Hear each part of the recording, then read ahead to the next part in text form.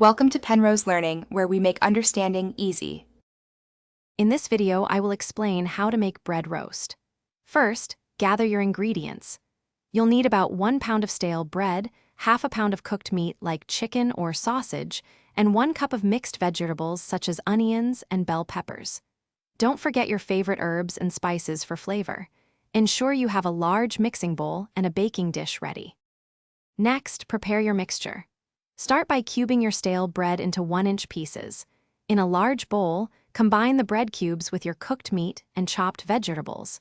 Whisk together 2 cups of chicken or vegetable broth with 2 large beaten eggs. Pour this liquid mixture over the bread and other ingredients, ensuring everything is well coated.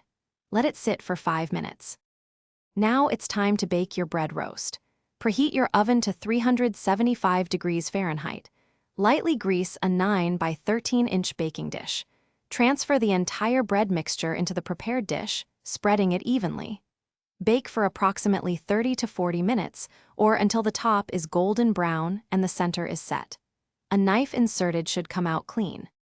Once baked, remove your bread roast from the oven and let it cool for about 10 minutes before slicing.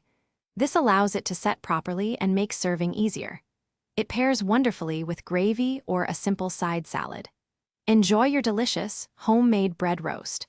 For more great deals, and to grab that Little Trees Black Ice air freshener, check the link in the description below.